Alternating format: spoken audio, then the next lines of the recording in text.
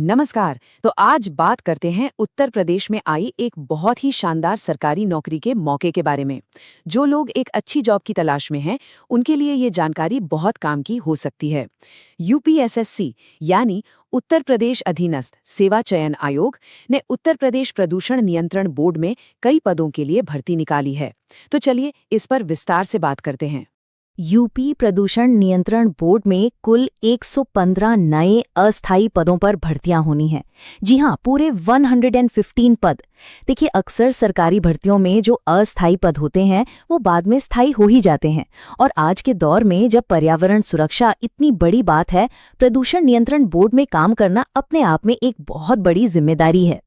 हाँ, एक बात समझनी बहुत जरूरी है कि हम यहाँ सिर्फ और सिर्फ प्रदूषण नियंत्रण बोर्ड की इन्हीं 115 वैकेंसीज की बात कर रहे हैं। हो सकता है कि और भी भर्तियां चल रही हों, लेकिन हमारा पूरा ध्यान बस इसी विज्ञापन पर है, ताकि कोई कंफ्यूजन ना रहे। सबसे ज़रूरी चीज़ होती है तारीखें, तो इनको कहीं नोट कर लीजिए। ऑनलाइन आवेदन 2 अप्रैल 2026 से शुरू हो जाएंगे और अप्लाई करने की आखिरी तारीख है 22 अप्रैल 2026।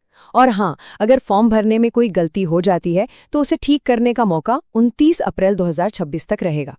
ठीक है, तो अब जब हमें तारीखें पता चल गई हैं तो अगला और सबसे ज़रूरी कदम यह है कि इन पदों के लिए कौन-कौन अप्लाई कर सकता है। चलिए, एलिजिबिलिटी क्राइटेरिया को समझते हैं।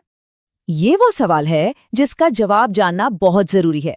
तो आइए देखते हैं कि इस शानदार मौके के लिए क्या-क्या योग्यताएं चाहिए। देखिए, सबसे पहली और सबसे जरूरी शर्त है पेट 2025। उम्मीदवारों के पास पेट 2025 का एक वैलिड स्कोर कार्ड होना ही चाहिए। इसी स्कोर के बेस पर मेन रिटन एग्जाम के लिए शॉर्ट लिस्टिंग की जाएगी। और हाँ, ये भी याद रखना जरूरी है कि जिनका स्कोर 0 या नेगेटिव है, उन्हें शॉर्टलिस्ट नहीं किया जाएगा।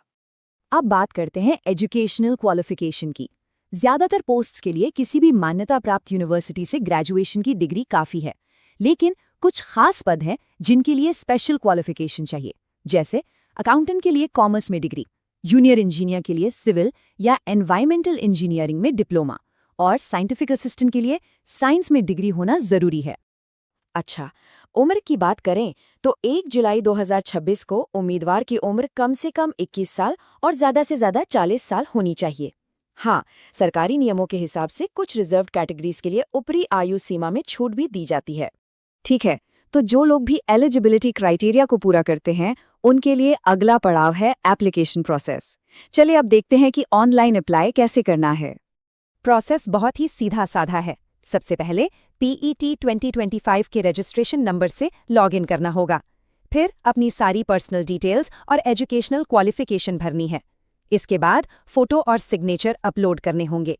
चौथा स्टेप है एप्लीकेशन फीस भरना, और आखिर में अपने रिकॉर्ड के लिए फाइनल एप्लीकेशन फॉर्म का प्रिंट आउट लेना बिल्कुल ना भूलें।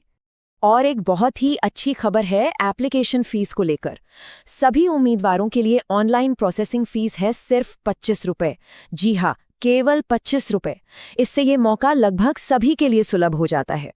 जैसा कि आप देख सकते हैं, ये ऑफिशियल नोटिफिकेशन से लिया गया है और इसमें साफ साफ लिखा है कि हर कैटेगरी के लिए फीस सिर्फ 25 रुपये है। मतलब ये जानकारी पूरी तरह से पक्की है। आइए अब जरा वैकेंसीज के ब्रेकडाउन पर नजर डालते हैं। देखते हैं कि ये 115 पद अलग अलग कैटेगरीज और पोस्ट्स में कैसे बटे हुए हैं। तो कुल 115 पदों में से 49 पद जनरल कैटेगरी यानी अनारक्षित हैं, 35 पद OBC के लिए हैं, 30 पद अनुसूचित जाति के लिए और 8 पद आर्थिक रूप से कमजोर वर्ग यानी EWS के लिए रिजर्व्ड हैं।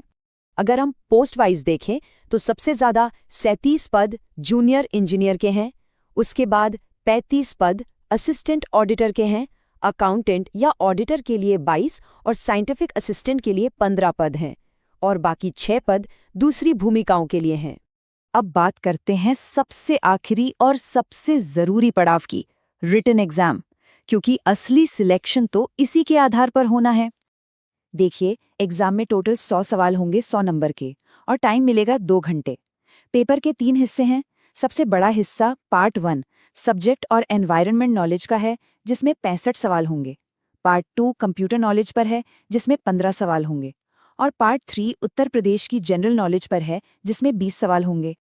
सबसे ज्यादा वेटेज वाले पार्ट 1 में सेंट्रल और स्टेट पोल्यूशन कंट्रोल बोर्ड्स, पर्यावरण से जुड़े मुद्दे जैसे प्रदूषण, क्लाइमेट चेंज और एनालिटिकल एबिलिटी और डेटा इंटरप्रिटेशन जैसे टॉपिक से सवाल पूछे जाएंगे।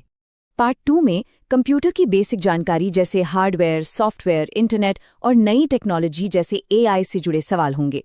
वहीं पार्ट 3 पूरी तरह से उत्तर प्रदेश पर फोकस्ड होगा, जिसमें राज्य का इतिहास, कल्चर, ज्योग्राफी और करंट अफेयर्स सब कुछ शामिल होगा।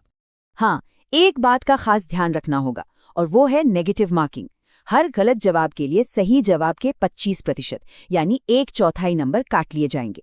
तो इसका मतलब यह है कि जवाब देते समय तुक्केबाजी से बचना होगा और एक्यूरेसी पर ध्यान देना होगा। तो ये थी इस भर्ती से जुड़ी सारी जरूरी जानकारी। रास्ता एकदम साफ है और मंजिल भी तय है। ये उत्तर प्रदेश सरकार के साथ एक सिक्योर करियर बनाने का एक बहुत ही अच्छा मौका है। तो जो भी उम्मीदवार इच्छुक हैं, उनके लिए अपनी तैयारी आज से